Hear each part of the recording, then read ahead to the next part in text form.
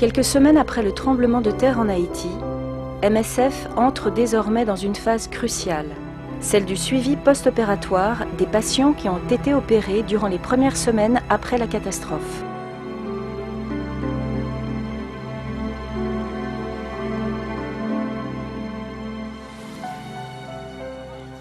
We are now about 3 weeks after the earthquake, and from a surgical point of view, we're definitely in a new phase. And in the initial, first you can say 72 hours, you can try to save lives, and you can do so by surgery, by stopping big bleedings, etc. And then after these 72 hours, you enter a second phase where you have to prevent infections, which means that you sometimes have to be brutal, but you have to cut out all the dead tissue, because this dead tissue can kill the patient.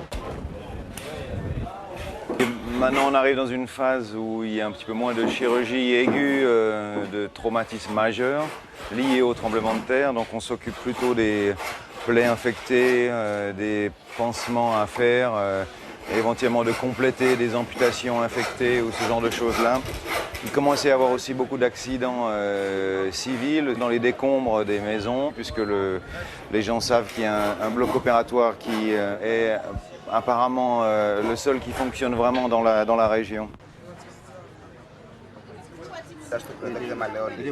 While now other concerns start arising, such as mental health, when people start relaxing a little bit, they start thinking about their problems, and of course, if you lost your family, your house is down, maybe you don't have any money. Of course, there are a lot of these things that come up to the surface when you start relaxing and having managed through the first phase. Ça, c'est un jeu de construction.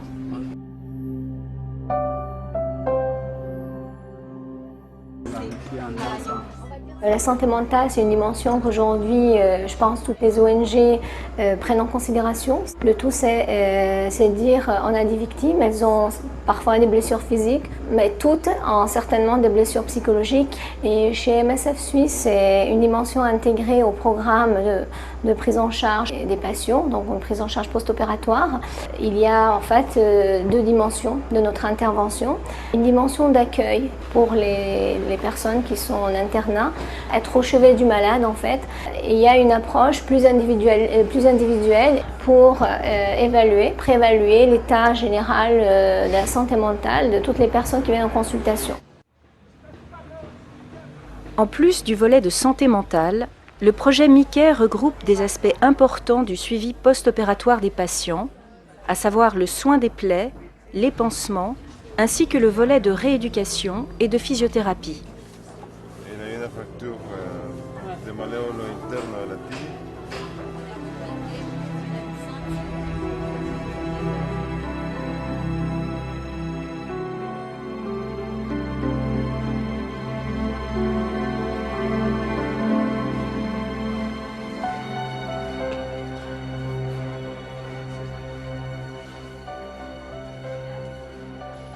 On a 53 patients ici à l'Élysée.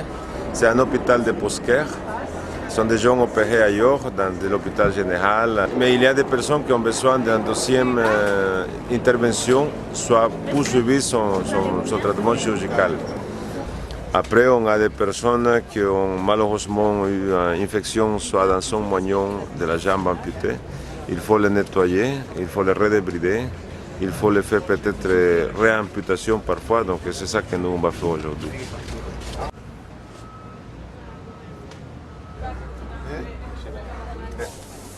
Il faut lui donner beaucoup à boire, s'il vous plaît. La kinésithérapie ici, ça consiste à la reprise de l'appui petit à petit après la fracture, et pour récupérer donc à la fois l'amplitude articulaire et la musculature. Donc tous les jours, le physio mobilise et fait faire des exercices aux patients. Oui, justement, parce que avec son fixateur externe, il a beaucoup moins de possibilités de bouger l'articulation, donc ça cause des inflammations des œdèmes. Donc ces mobilisations passives et actives qu'on lui fait lui permettent de garder une bonne mobilité au niveau de l'articulation. Bonne journée, au revoir. Tu vas encore,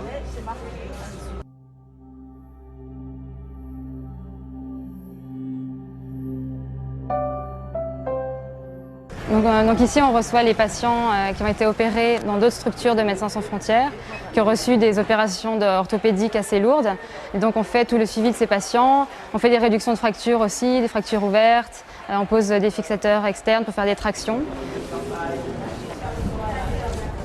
Donc les patients peuvent rester quelques jours à une semaine et puis après on les transfère dans des structures qui peuvent vraiment les prendre en charge sur du long terme.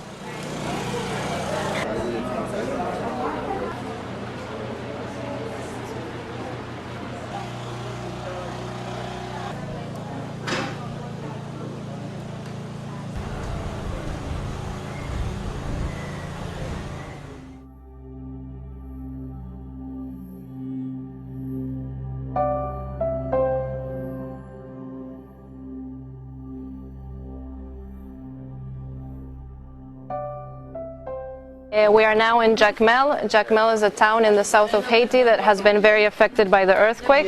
This is the hospital in Jacmel. The hospital in Jacmel has collapsed almost 100% during the earthquake. When we arrived here, one of the first things we did to try and help the hospital was to set up tents to organize the patients into different services. Many of these patients needed surgical care when we arrived, and my activity here is ensuring the post-operative care of these patients, as well as the medical care of all the other patients who did not need surgery but who were affected by the earthquake.